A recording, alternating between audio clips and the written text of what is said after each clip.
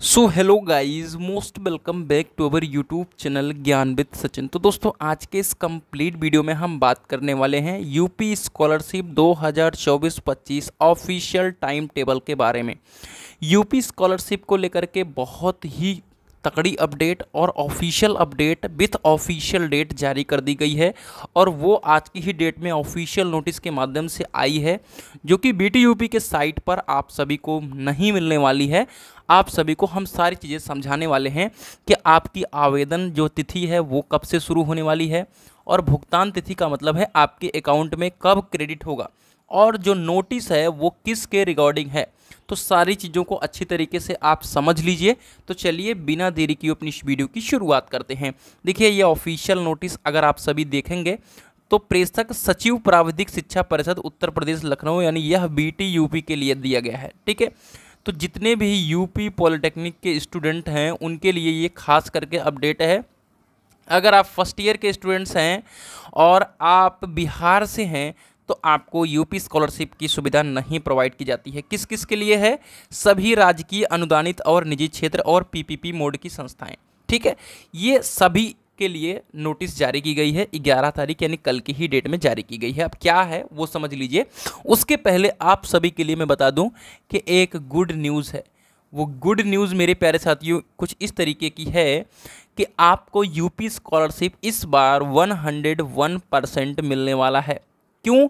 क्योंकि UP government का जो चुनाव है वो 2027 में है। जेन्युइन बात बताने के लिए ही मैं वीडियो बना रहा हूँ, ऐसी कोई दिक्कत वाली बात नहीं है। तो आपका चुनाव है तो डेफिनेटली गवर्नमेंट चाहती है कि आपको अधिक से अधिक लाभ मिले। अगर आपके जो भी डाटा है उसमें किसी भी प्रकार की कोई त्रुटि नहीं रहेगी तो डेफिनेटली आपकी 101 स्कॉलरशिप आ जाएगी, और अगर त्रुटि रहेगी भी तो उसे करेक्शन करने का पर्याप्त टाइम मिलेगा, और करेक्ट करके अगर आप देंगे तो डेफिनेटली आपकी स्कॉलरशिप आने वाली है।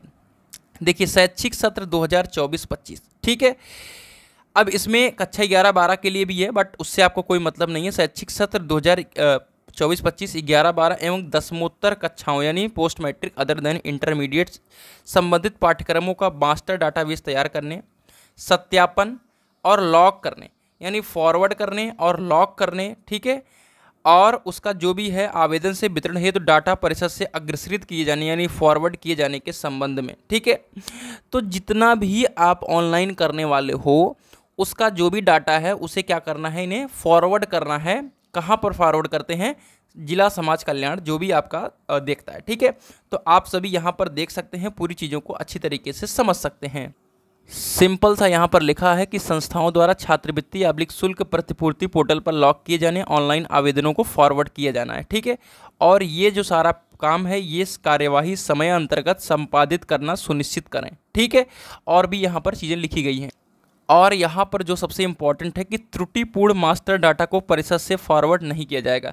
तो आप किसी भी प्रकार की कोई भी दिक्कतें ना करें, और ये जो मास्टर डाटा वाला सिस्टम है ये बहुत ही ज़्यादा इम्पॉर्टेंट रहने वाला है आप सभी के लिए, और ये त्रुटि रहित प्रविष्ट कर यूराइस पोर्टल पर प्रदर्शित यथावश्यक अभिलेखों को अपलोड करना सुनिश्चित करें। ठीक है, तो चलिए, ये तो मान लो बीटीयूपी को लेकर के नोटिस थी, और ये जो नोटिस है ये 2 तारीख को आ गई थी। किस चीज़ को लेकर के? ये टाइम टेबल को लेकर के है। देखिएगा टाइम टेबल का क्या हिसाब किताब लिखा है कि आपकी जो भी पहले डेट थी वो 15 जुलाई से 20 अगस्त थी, जो कि अब क्या की गई, संशोधित कर दी गई है, और ये कब तक है? 30 अक्टूबर, और जो कि ये मुझे लगता है कि ये लगभग 30 दिसंबर तक चलने वाली है। ठीक है, लेकिन आप क्यों 30 दिसंबर तक जाओगे? आप 30 अक्टूबर तक जो भी चीज़ें हैं नवीन यानी नए वाले, और जो ऑलरेडी क्या नाम है पहले से रहते हैं जो रिन्यूअल होता है, उनका सारा प्रोसीजर होने वाला है। ठीक है, उसके बाद जनपदीय छात्रवृत्ति स्वीकृत समिति द्वारा समय उपरांत डाटा को लॉक करना जो है वो 10 जनवरी तक इन्होंने करना है, और फिर एनआईसी स्तर से मांग करना है।